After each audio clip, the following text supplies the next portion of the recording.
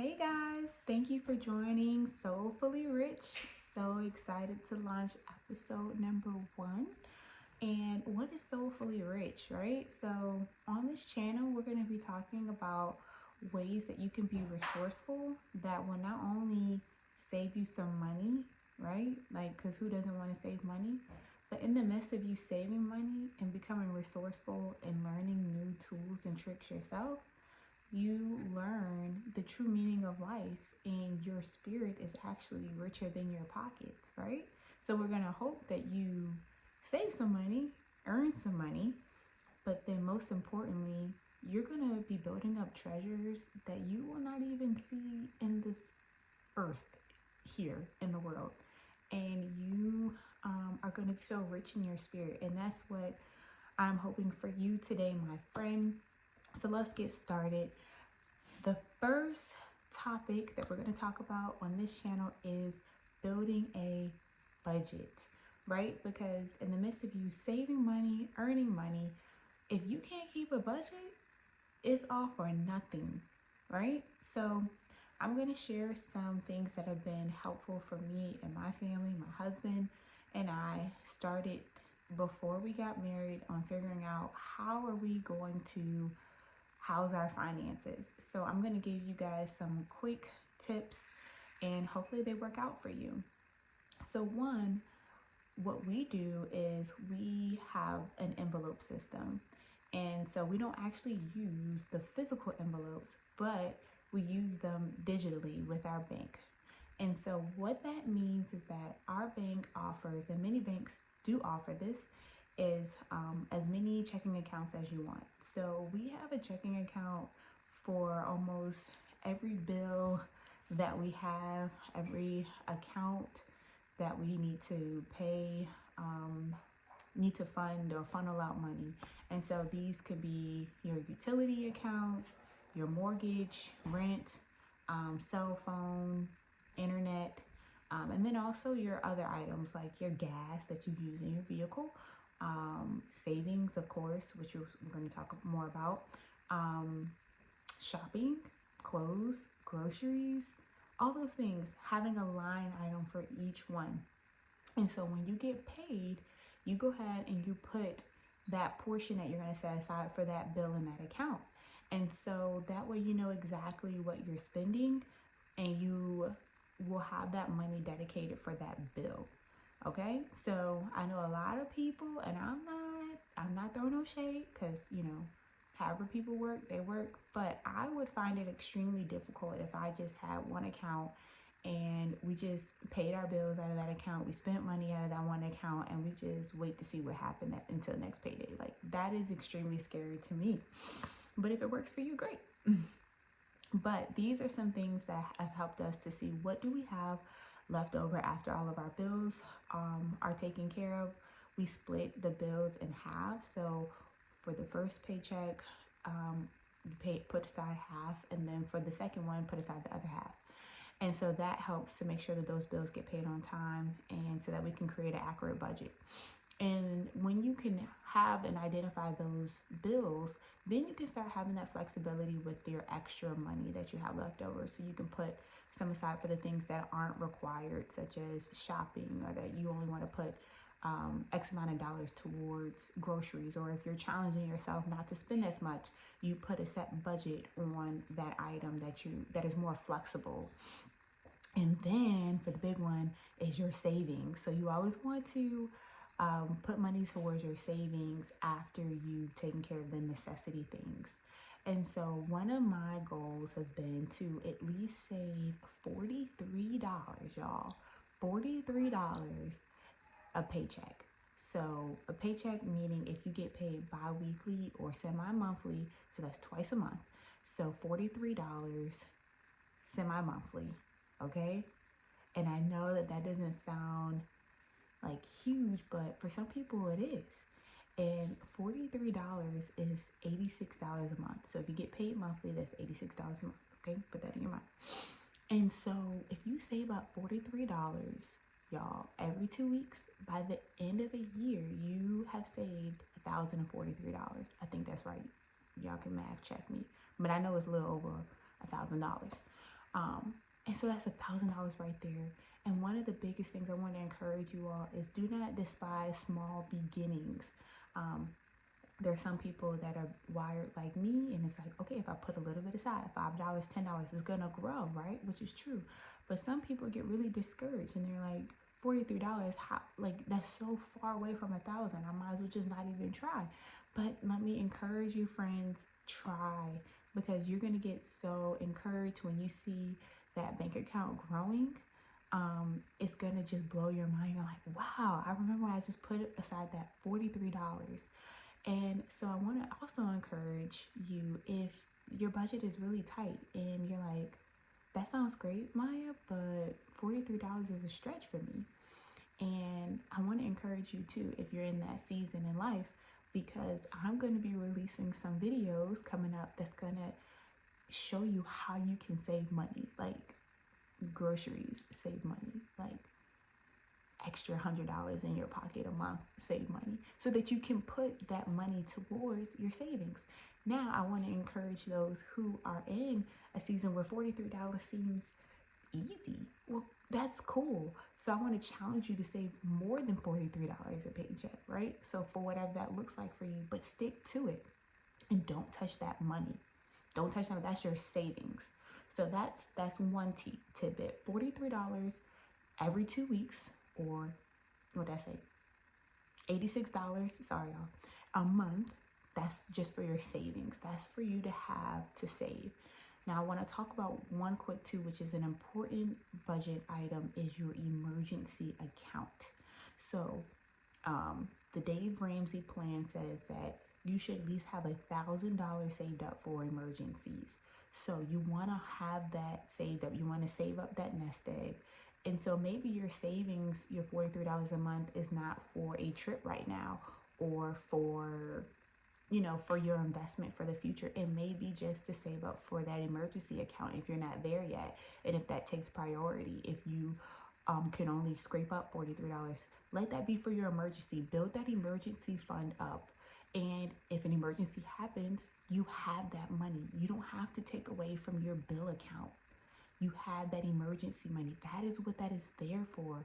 If you're having car issues, if there was an unexpected bill that came up. Now, I ain't talking about you ain't budgeting right and a bill came up and you're like, oh, dang. I'm talking about an unexpected bill that you did not expect. Literally, you did not expect. It was not supposed to come, but it came. If your child goes to the emergency room, if they break their arm, this has all happened to me this year, by the way. If your car breaks down, if you need a new tire and it costs $300, these are the type of emergencies that I'm talking about, my friends. Okay? That's what you use your emergency account for. Not you need an emergency mental health day and you need to take care of your nails and your hair and what have you, or buy this item that you want. That is not an emergency. No, it's not an emergency. And so when that funds get depleted, you want to make sure that you work to build it back up, right? Don't let your emergency go to zero and then you just forget about it. Have your emergency account. So these are just some quick budgeting items just to do a quick refresh. Build you a budget with your envelope system. If you want to try it out, y'all. Like, what can you lose? They're going to be like, how many accounts you want? You're like, yeah, I need like 10. But however many you need, and you may not have one for each utility. I do. That doesn't mean you do, but work it so that it makes sense for you. Have your line item for each bill that you have, right? Or each necessity thing that you have, so that when you get paid, you can automatically put that money in that account. Zero out your budget. Money goes here, here, here, here. And then what are you doing with the excess? Let's start looking at our emergency fund. Do you already have one? If not, start putting some money aside for that. And then make sure you put aside your money for your savings. Emergency savings, two different things, y'all. Two different things. Our savings, we're saving up for something in the future, something that we want to invest in.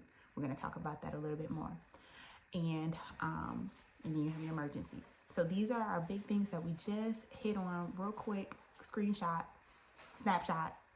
on how you can work to build that budget. Because when you start saving money, you want to reward yourself, right, for the good work that you've done, so that you can put that money somewhere and that it just doesn't fall by the wayside, right? That we're able to say, you know what, I'm able to put this extra money that I didn't spend on what I would have spent, I'm going to put this here. And you can start seeing your wealth grow, because that is exciting. It's so exciting. So I think that's all that I have, y'all. I didn't want to make the video too long. I'm going to touch base on this actually real quick. Talk to your bank or your credit union, wherever your financial institution is. So for your savings, they have certain investment accounts. They're not just a savings account, right? Oh, this is good. Make sure you listen. So don't just look at a savings account. Look at a certificate. It's called a certificate. And they have interest. So your money can grow. Sometimes the interest compounds, which means it generates daily, or sometimes it generates monthly based on the amount that is in there. So since we're just saving, right, it's going to lock your money in there, so that if you do choose to remove it, you get penalized, meaning you don't get to keep the interest that you earned on the account if you pull it out sooner than the maturity date. So when you look at your different certificates, you're going to have different maturity rates. Maturity terms. So that could be a 3 month. So after 3 months, it matures, it opens up. So you can pull your money out with all the interest. You have 6 months, 9 months, 12 months, and beyond. I would encourage you to stick with one, maybe a 12 month, right? Because sometimes, this is where you need to talk to your financial institution. The longer your term is, the higher the APY is, which is your interest rate.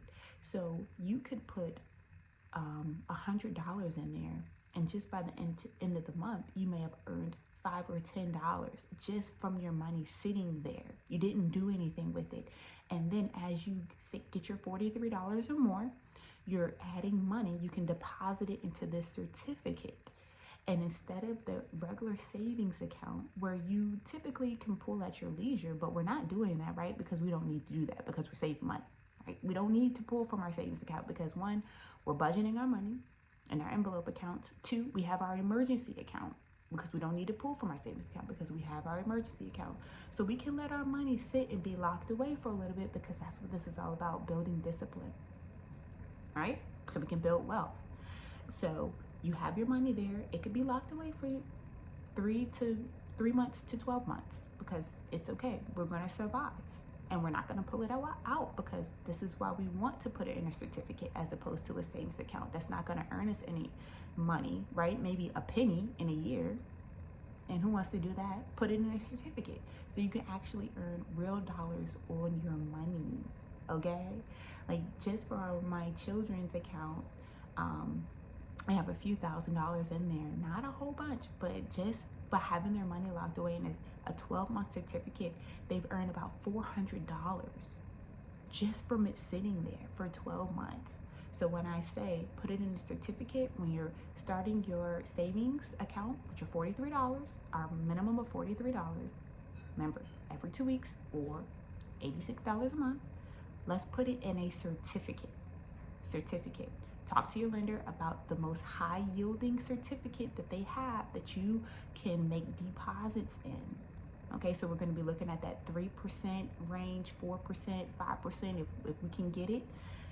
Make sure your term is reasonable.